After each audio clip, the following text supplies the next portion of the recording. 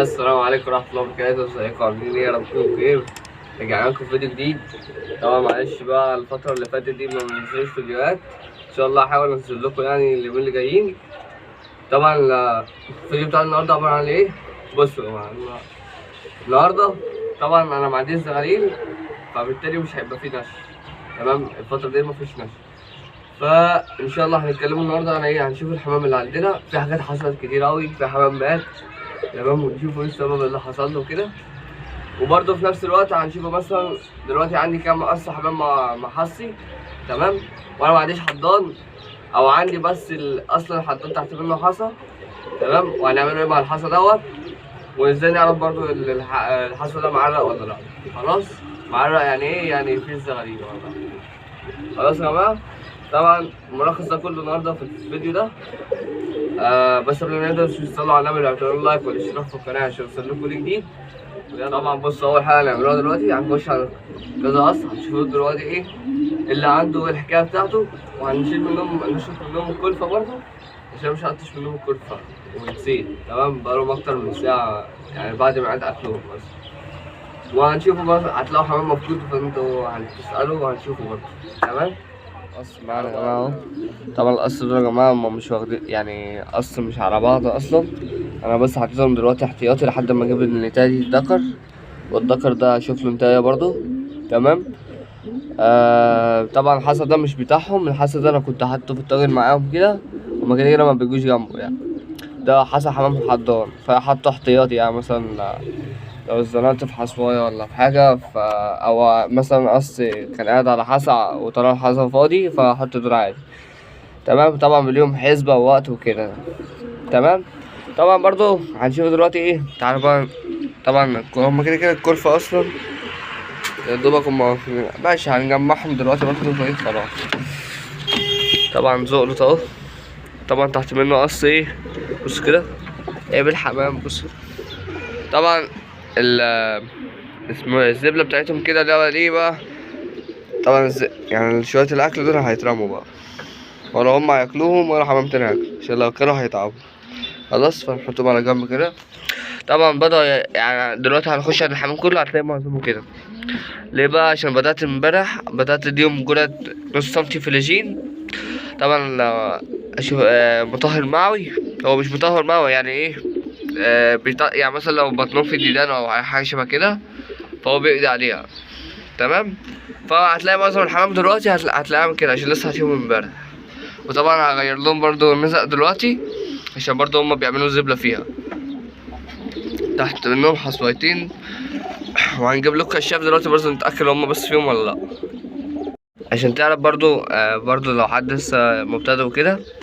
طبعا تعرف البيت ده فيه زغاليل ولا لأ ازاي، او معرق ولا لأ. بص هو بيبقى تحت الحضان بقاله بتاع حوالي 6 ايام بالظبط او 7 ايام، تبدأ تكشف عليه، تعد من ساعة ما حصل نظر يعني النتاية حصل.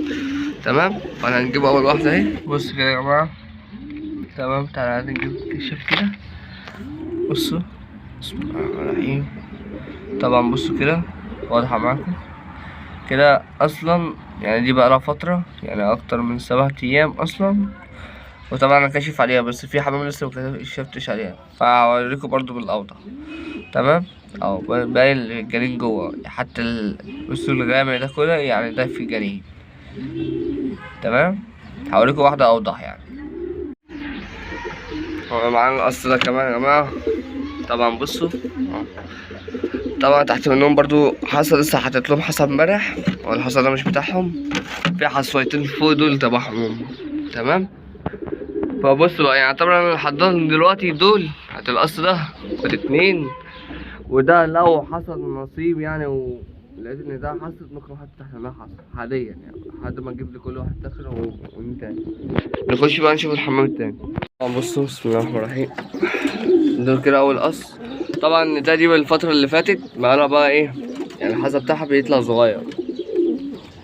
تمام، فهنحاول. وطبعا هما بقى لما بيقعدوا على الحصى بتاعهم طبعا انتوا عارفين ايه، مش بيزقوا الزغاليل بتاعتهم اصلا، ولا اول يوم ولا تاني يوم ولا اي حاجه. خلاص، فمحتاجين حضان باسرع وقت. ففي طريقتين، تعالوا بقى اقول لكم على كل طريقه انا هحاول اتعامل معاها فيها. الطريقة الأولانية يا جماعة اللي انت بقى ايه، تمسك القص ده تفصلهم، تمام، كل واحد في باب، تمام، مثلا لحد ما انت تلاقي يكون عندك قص حضان اسمه ده يعني فاضي، تمام، لحد ما يكون قص حضان فاضي.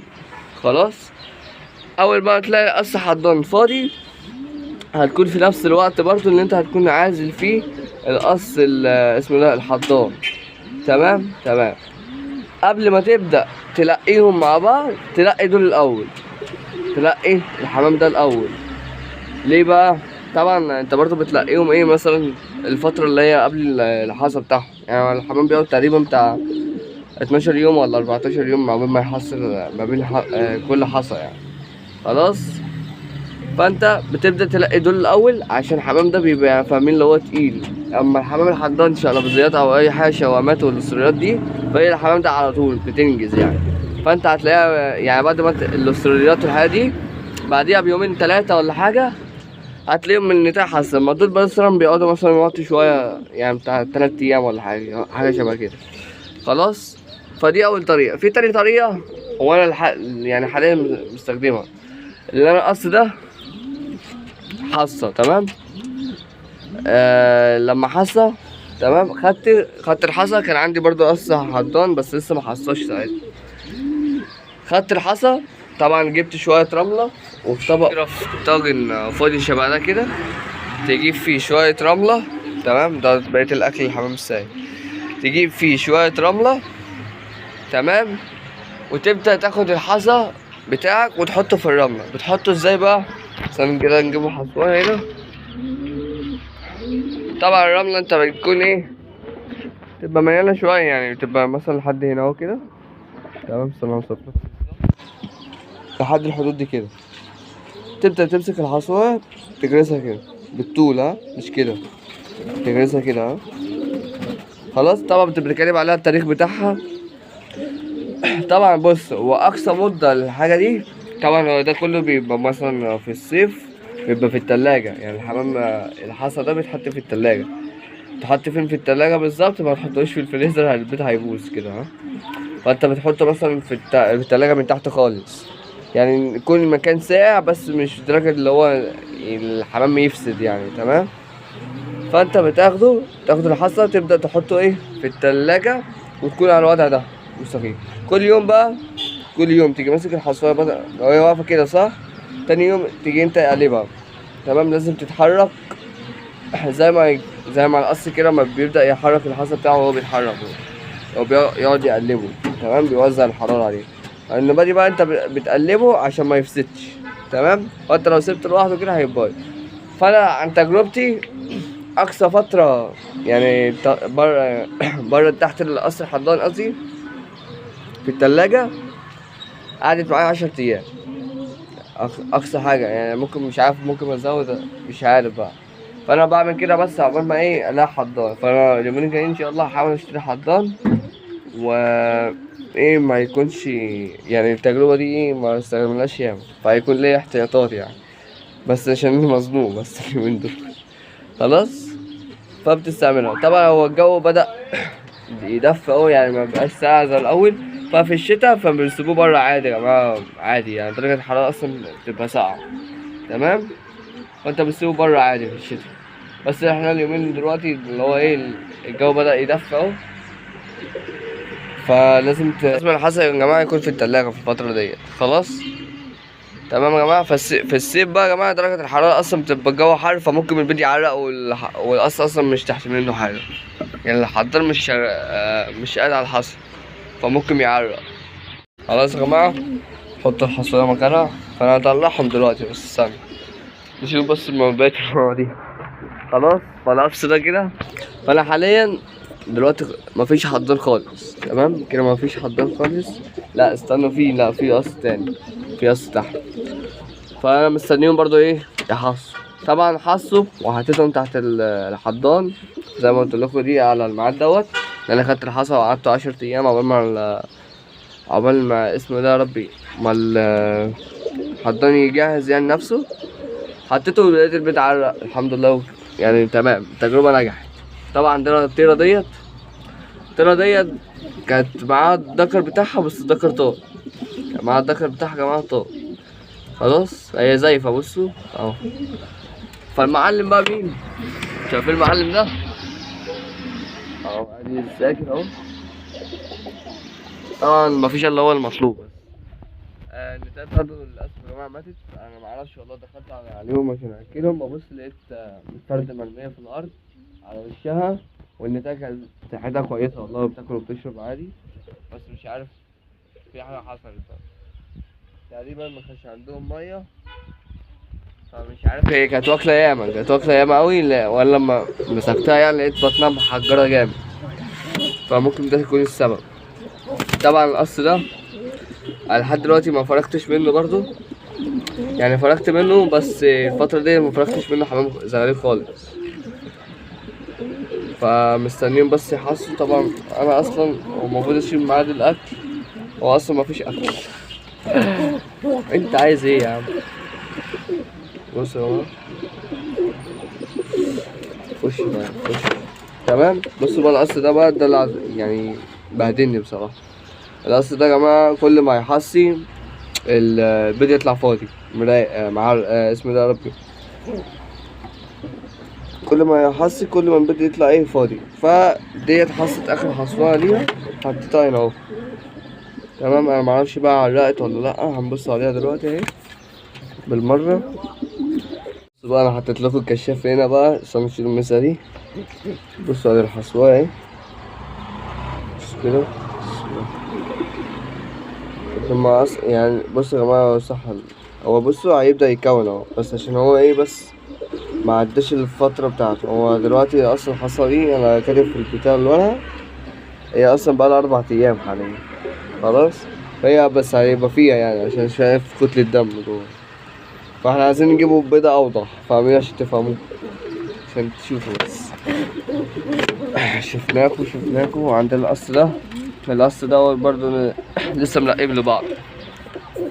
كان استنى ماشي الايد على الكاميرا، كان عازلهم انا لسه ملقيهم لبعض، وفي قص حضان تحت معاهم مش عارف بقى. بصوا يا جماعه الفرد ده دلوقتي انا الدكر ده التيرة بتاعته ماتت يا جماعه. انا معرفش والله ايه السبب اللي خلاها ماتت، فهي التيرة كانت كويسه وكان كله تمام، كانت لسه محسيه ساعتها. فجأة لقيتها اترمت في الارض كده، جالها كساح، فانا قلت ممكن تكون اسمه ده سلمونيلا مفصلية ولا حاجة، او مثلا لسه محصية وكده، فاللي هو عارفين ان انتوا اسمه ده مكان يعني ما بتحسن نتايج. فرحت جبت لها ابرة مضاد حيوي وحطيتها لها. تاني يوم لقيتها ماشية زي ما هي، بس بدأت تتحسن. تالت يوم سبتها ونسيت ادي الجرعة التانية من الابرة. تمام. لقيت النتاية ماتت لوحديها معرفش، فكده مبقاش الا الدكر ده كده عايز اجيب له نتاية، فمشكلة يعني. فحاول هنزل سوق الجمعة، حاول انزل اجيب له نتاية الجمعة الجاية ان شاء الله. خلاص. طبعا هو كويس مفيهوش حاجة، بس كان المشكلة مع النتاية. خلاص. طبعا برضه هنشيل منه الاكل بس لما نخلصوا بقى الفيديو على بعض كده. طبعا عندنا القص ده طبعا انا مش عارف ايه علاقتكم بيه. خلاص. ازرق قطيف اهو. طبعا بصوا يا جماعه القص دوت اللي هو الابلق ده انا مخدتش منه زغاليل الا مرتين، والزغلولين ماتوا. يعني خدت منهم قصين. اول قص كانوا تمام، كنت انا قبل كده هوريها لكم في فيديوهات. جالهم جدري، كان لسه كنا في الصيف لسه، جالهم جدري وماتوا. كانت الحاله بتاعتهم متاخره بقى، خدت بالي بعد فتره يعني.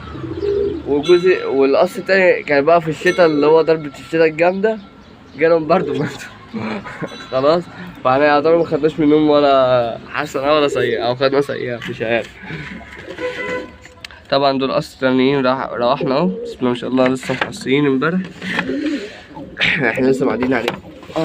دول قص بقى الحضانة يا جماعة التانيين، النتاية دي لسه برضه ملاقيين من بعض، عقبال بس ايه ما تحصي. عندنا هنا القص اللي جبرنا بس وزغلولين اهو الحمد لله. خلاص. ولسه برضه النتاية ويعتبر مفيش جديد عن المرة اللي فاتت، بس النتاية بتاعت القص ده الفرد ده مات، ونتاية اللبنة خلاص. فطبعا بس كده كان الموضوع النهارده. متنسوش تدعمونا بلايك والاشتراك في القناة عشان يوصلكوا كل جديد. طبعا معلش بقى هو الفيديو يعني مفهوش معلومات كتيرة، بس انا حاولت يعني انزل لكم فيديو الاسبوع ده. بس كده، والسلام عليكم ورحمة الله وبركاته.